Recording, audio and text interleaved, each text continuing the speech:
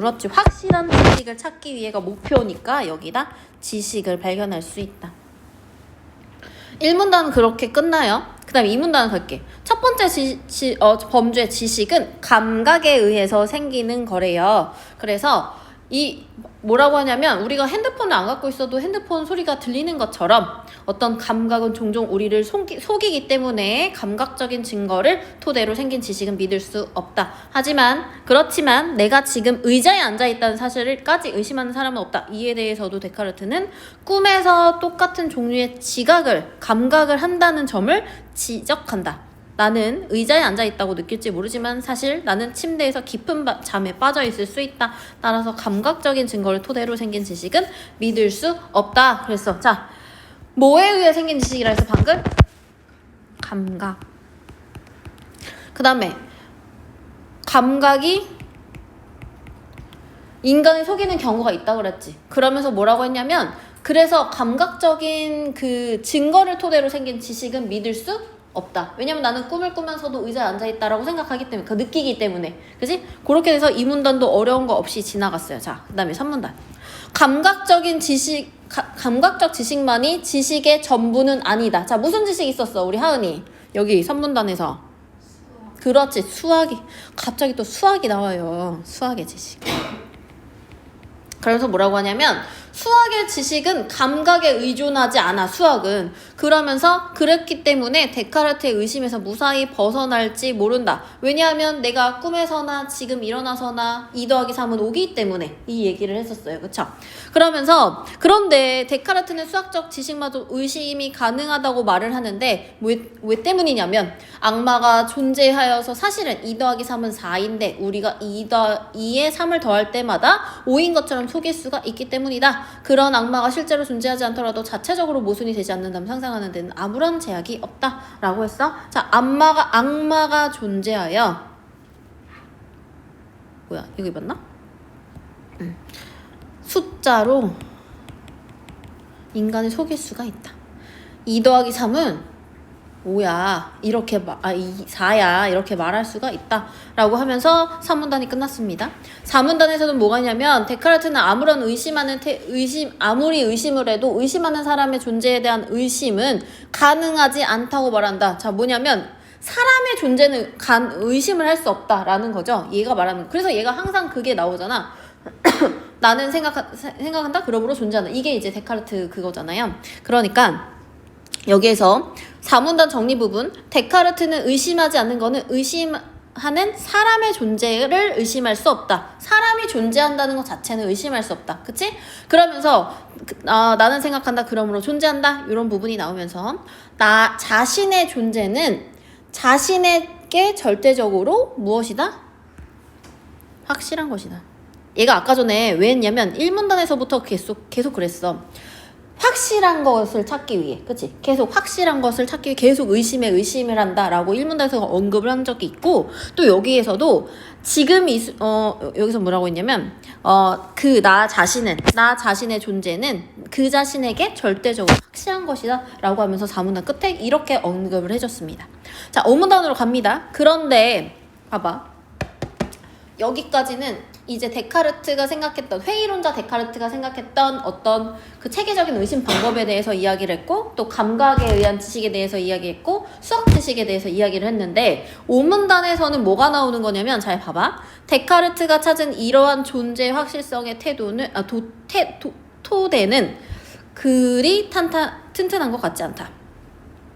그는 그의 결론대로 생각하는 내가 존재한다고 하더라도 생각하는 나가 항상 같은 나라는 보장이 있을까? 생각하는 나가 존재한다고 하면 지금 생각하는 나, 그 다음 5분 전에 생각하는 나가 똑같은 사람으로 존재를 해야 되는데 지금 여기 5문단에서 뭐라고 하냐면 지금 이 순간 내가 생각하고 있는 것은 확실하지만 5분 전에도 지금의 나가 생각하는 것이 확실하지 않으므로 지금 생각하는 나와 5분 전에 생각하는 나가 다르다. 동일하지 않을 수 있다라고 했어. 자, 5문단 정리 부분 갈게요. 글쓴이는 그러니까 지금 여기 데카르트에 생각에 대해서 약간 의문점을 던지는 거예요. 근데 데카르트는 생각하는 사람은 다 이제 존재하는 것을 의심할 수 없다라고 했는데, 그럼 지금의 나랑 5분 전의 나랑 똑같다는 것을 어떻게 얘는 이제 할 수 있느냐, 어떻게 동일하다고 볼 수 있느냐, 이렇게 의문을 제시하는 거거든요. 그러면서 생각하는 나가 항상 같은 나라는 여기 뭐라고 썼어? 보장이 없음. 그래서 지금의 나랑 5분 전의 나는 다를 수 있다, 동일하지 않을 수 있다. 그러면서 6문단에 가면 데카르트의 체계적 의심에 따르면, 아까 체계적 의심은 무언가 계속 의심하는, 끝까지 의심하는 걸 체계적 의심이라고 했는데, 절대적으로 확실한 것은 오직 지금 이 순간의 나의 존재일 뿐이다. 그러나 좀 더 철저히 의심하면 영속적인 나의 존재는 보장되지 않는다. 그는 회의를 시작했지만 철저한 회의론자가 되지는 못했다. 회의론자이긴 하지만 철저한 회의론자는 아니다. 그래서 문제에서 그 데카르트랑 철저한 회의론자의 같은 의견을 찾으라, 뭐 공통점을 찾으라, 뭐 이런 거 나왔었죠. 자, 6문단 여기 봐보세요. 데카르트가 절대적으로 확실한 것은 지금 이 순간 나의 존재, 그러나 나는 영속적인 나의 존재를 보장할 수 없다.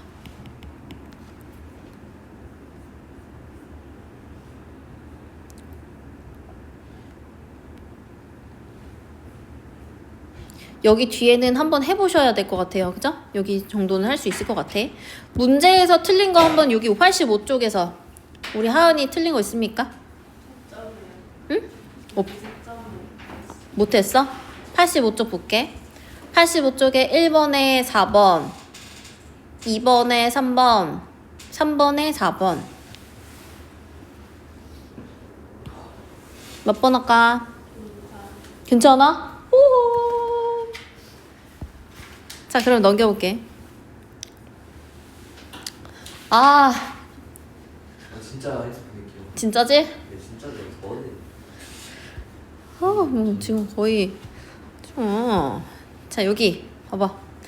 여기에서는 참 펌핑업. 여기서는 아까 전에 이제 회의론자 데카르트, 우리 데카르트랑 뭐 이게 몇 명 계속 나오는 사람도 있잖아. 그런 사람 조금 살짝 알아두시면 좋죠. 그죠? 그다음 여기 봐. 우리는 무엇을 알 수 있으며 어떻게 알 수 있을까? 아는 것에 대해서. 17, 18세기 경험주의 철학자들은 경험주의니까 좀 약간 경험을 해보고 안다고 생각하나? 이런 의심을 가지면서 이에 대한 답을 경험에서 찾으려고 했대. 하지만 그들은 경험을 통해 알 수 있는 지식의 범주에 대해서는 의견을 달리했다. 그러면 사람들이 의견을 달리했다라고 문단이 끝났으니까 의견이 다른 사람들이 몇 명이 나와서 자기 거 얘기하겠네. 그지? 그렇게 나올 거예요. 자, 1문단. 경험을 통해 알 수 있는 지식과 그 범주. 그다음 2문단으로 넘어가면 누가 나오냐면 맨 처음에 로크가 나와. 자, 봐봐. 우리가 이제 구조를 이해하면서 풀어야 되는데 1문단에서 봤을 때, 왜냐하면 이제 의견을 달리했다라고 나오니까 맨 처음에 로크 나오고 그 다음에 버클리 나오고, 그치? 그 다음에 휴 나오고. 어떻게 되는 거야? 각각의 의견 얘기하겠죠. 각각 자기 생각이. 그래서 그런 식의 이제 구조를 파악하면서 읽으시면 좋습니다. 로크는 뭐라고 생각하냐면 경험하기 전에 정신에 내재하는 타고난 관념은 인정하지 않는다. 그러니까 아까 전에 다 경험론자라고 했잖아. 그 중에서 로크라는 애는 경험하기 전 거는 인정할 수 없어. 경험으로만 인정한다는 거죠. 그러면 우리는 경험을 통해서만 지식을 획득할 수 있다라고 얘는 봤대. 그래서 그는 우리가 태어났을 때 정신은 어떤 관념도 없는 백지와도 같은 상태인데 경험을 통해서 물질에 대한 감각을 지각함으로써 관념이 생긴다. 그리고 이 관념이 지식을 형성한다라고 보았다. 이러한 사고 과정을 통해 로크는 물질을 지식의 근원으로 여겨야 한다는 결론을 이끌어내었다. 로크는 물질의 실제를 인정해서 일단 물질이 실제한다는 것 인정해 여기에 비롯되는 감각과 관념 등 사고 과정과 그 과정을 주관하는 정신의 실제도 인정하였다. 자, 봐. 근데 얘는 뭐라고 했냐면 아까 경험을 통해서만 지식을 쌓을 수 있다라고 했고 물질의 실제 인정한 거, 정신의 실제 인정한 거 정도 정리하고 가면 되는데, 그러면 여기에서 타고난 관념은 인정하지 않고 뭐에 대한 지식만 인정한다? 경험에 대한 거. 물질에 대한 감각을 지각할 수 있고 경험을 하면 그래서 물질의 실제를 인정한다 이렇게 가는 거고 지식의 획득은 경험을 통해서 지식을 획득하는 건데 지식은 뭘 생성한다? 관념을 생성하기 때문에 정신의 실제를 인정한다 이렇게 문단을 나눌 수 있다 라고 보시는 거죠. 그 다음에 3문단으로 가면 얘 말고 아까 로크 말고 버클리에 대해서 나오는데요. 얘는 봐봐. 로크의 인식 분석이 오히려 물질의 실제를 부정하게 된다라고 주장했다. 왜냐하면 아까 전에 로크는 물질의 실제 인정한다고 했는데 로크대로 생각하면 물질의 실제를 인정하지 못하게 된다라고 얘기하는 거야. 자, 버클리는 우리가 경험으로 지각하는 것은 물질 그 자체가 아니라 뭐다? 감각의 다발 뿐이다. 경험으로 지각하는 거는 물질 그 자체기보다 이런 느낌, 감각이라는 거거든. 예컨대 우리가 먹는 밥은 우선 시각, 후각, 촉각, 그 다음에 미각, 그리고 체내의 포만감 뿐일 뿐이다. 만약 우리에게 감각이 없었더라면 우리에게 밥이라는 물질이 존재하지 않는다는 것이다. 감각이 없으면. 결국엔 우리가 인식하는 밥은 감각의 다발 또는 기억의 다발이므로 정신의 상태라는 것이다. 이렇게 되면 우리가 알 수 있는 유일한 실제는 정신만이 남게 된다. 자. 그럼 봐봐. 얘는 자, 3문단. 경험적으로 지각하는 거에서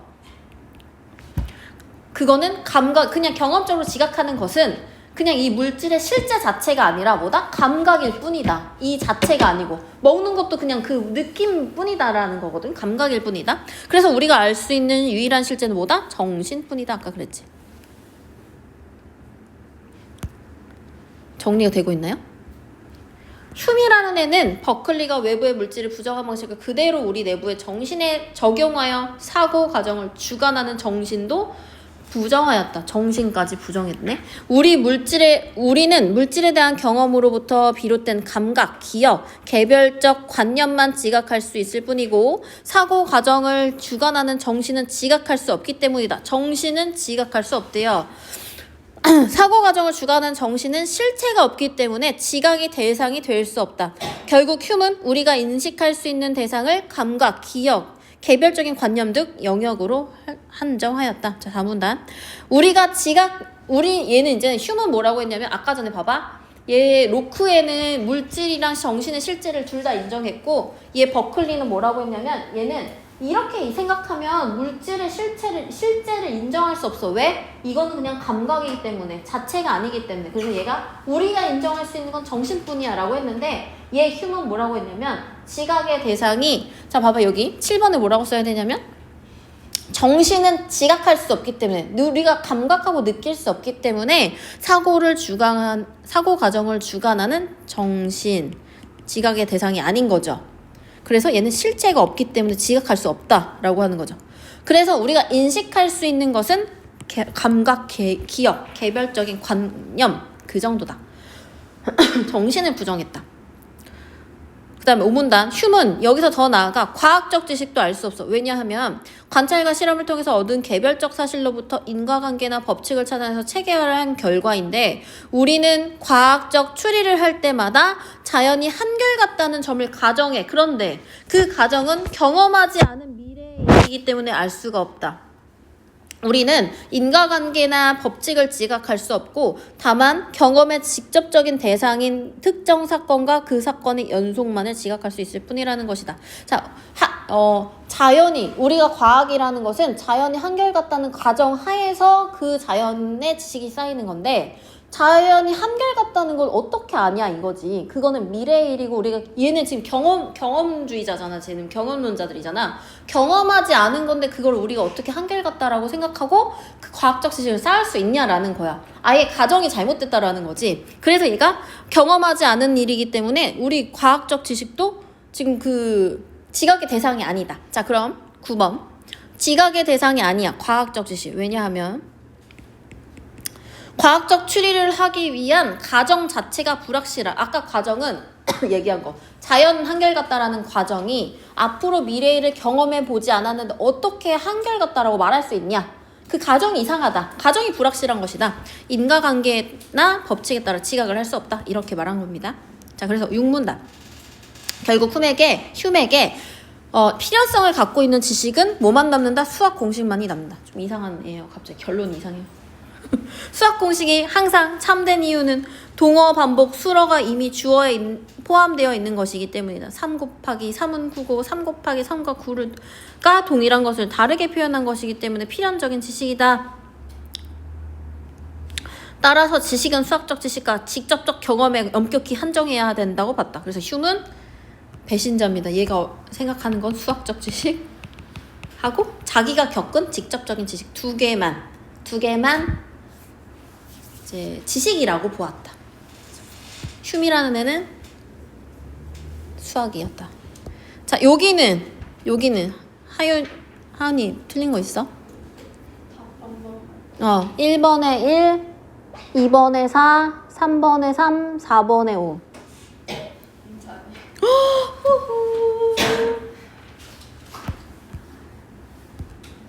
자, 그럼 여기 마지막 거예요.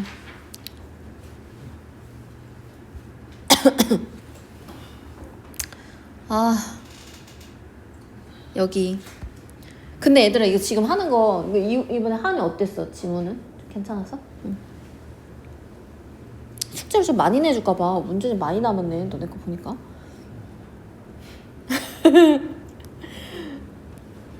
오케이. 독일의 철학자 후설이 말하는 의식의 주체는 현대 근대 철학의 형이상학적 사고방식을 보여준다. 1문단이네요. 1문단. 후설에 의하면 여기는 이제 아무튼 후설이 나오잖아. 사람 나오면 나는 네모하거든. 의식의 주체는 다른 것이 도움 없이 존재하는 것. 의식의 주체.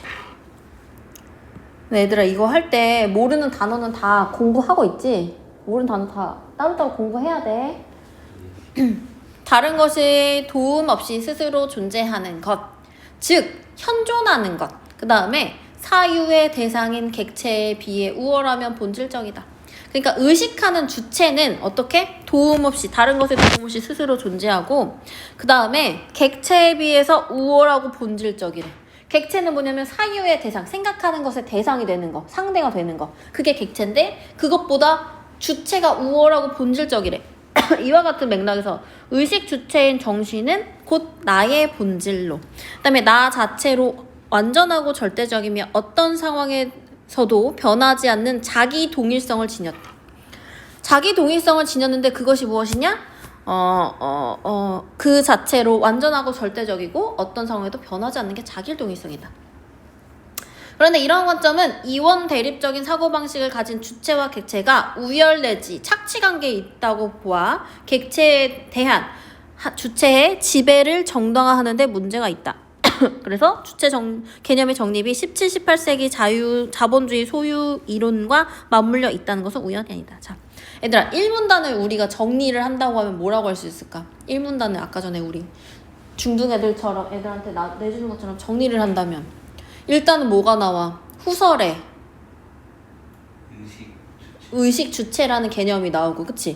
그 다음에 의식 주체가 나오고, 근데 밑에 보면 뭐라고 나오냐면, 그런데 이거는, 이 후설의 생각은 뭐라고 하냐면, 객체에 대한 주체의 지배를 정당화하는데 문제가 있대. 그치? 그럼 여기는 문제점까지 같이 나온다. 이렇게 생각하시면 돼요.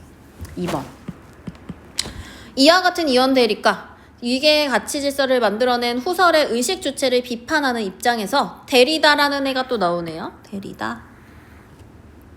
차연이라는 개념이 나와. 자, 그러니까 후설이라는 애는 의식 주체. 그 다음에 데리다라는 애는 차연이라는 걸로 나오는데, 차연이라는 개념은 뭐였냐면 차이와 연기의 의미를 지닌다. 예를 들어 사전에서 어떤 단어의 의미를 설명하기 위해 또 다른 단어를 사용하는 경우가 있는데, 이런 단어의 의미는 고정된 것이 아니라 다른 단어와의 차이에 의해서 그 의미가 구별되면서 끊임없이 연기된다. 차이와 연기 나오죠. 이와 마찬가지로 데리다에게 주체란 그 자체로 완전하고 절대적인 의미를 갖고 있는 것이 아니라 어떻게? 다른 대상과의 차이에 따라 차이에 의해 의미가 드러나고 있으므로 최종 해석은 계속 연기되는 것이다. 자, 이 문단도 별로 어렵지 않아. 데리다라는 사람은 차연이라는 개념을 했는데, 차연이라는 건 차이와 연기다. 오케이. 그 다음에 3번. 데리다가 말하는 차연은 단순히 의식 주체에 대한 대립 개념이 아니라 의식 주체의 절대적인 위상 속에 은폐되어 있는 객체의 가치를 밝히는 새로운 개념이래요. 그래서 뭔가 그 주체에 대한 대립 개념이 아니고 뭐라고 한다? 객체의 가치를 밝히는 새로운 개념. 이게 차연의 개념입니다.